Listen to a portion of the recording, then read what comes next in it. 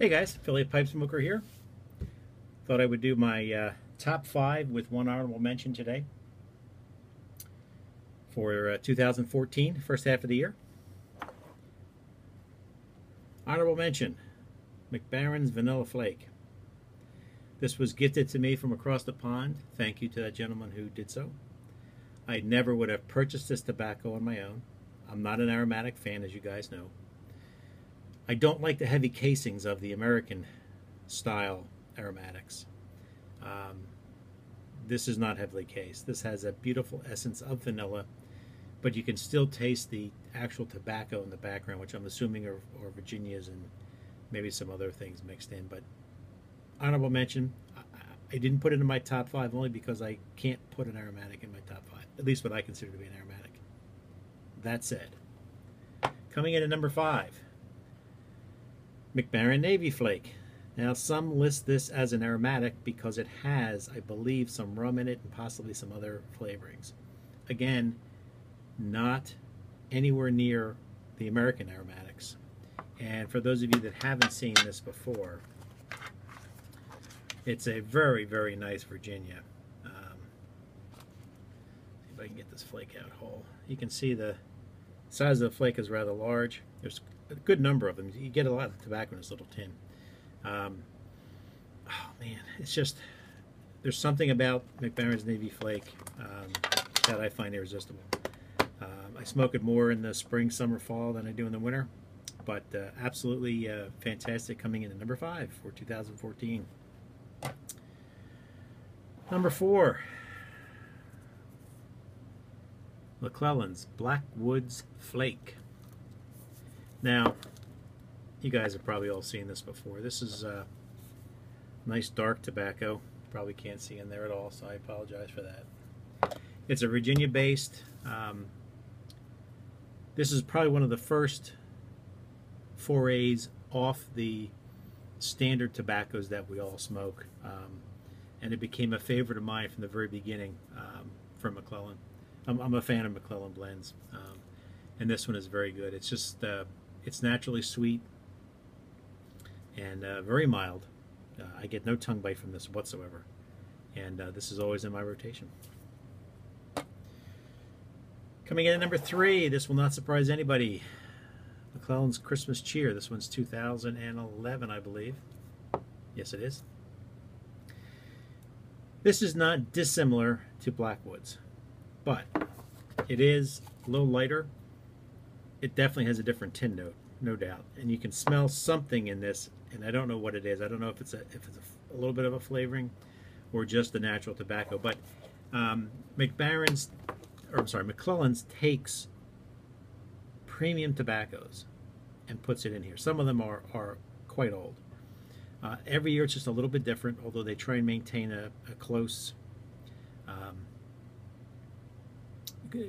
taste and aroma every year, but it's always just a little bit different. 2011 is one of my favorites. Coming in at number three, always in my rotation. I drink my coffee black. If I smoke this and drink the black coffee, I swear there was cream in the coffee. It's a very creamy, very delicious smoke. Number two, I really haven't smoked this one that much. This obviously is Peter Heinrich's, and this one is Special Curly. I'm going to pull this, I'm going to open this tin up for you. Some people say it's like another tobacco. I think possibly Three Nuns. I've never tried it, but this is a very, very, very small coin. You can probably see a couple of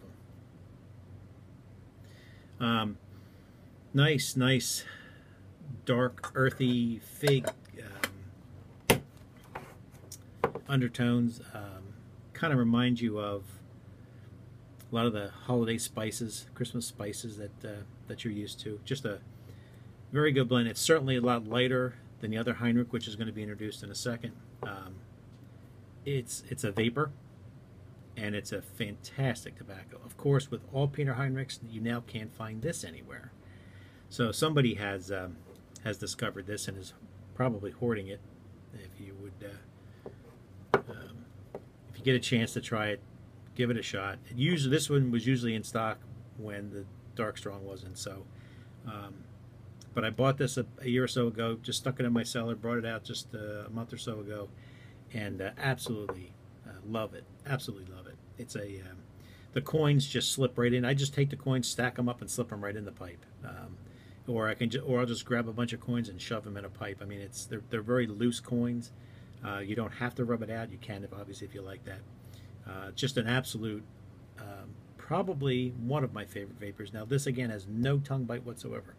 I get that with some of the Dark Twist and Roll Cake and things from McBaren's, but or Stokeby, but very good stuff. No surprise to anyone. Number one, obviously, is Peter Heinrich Dark Strong.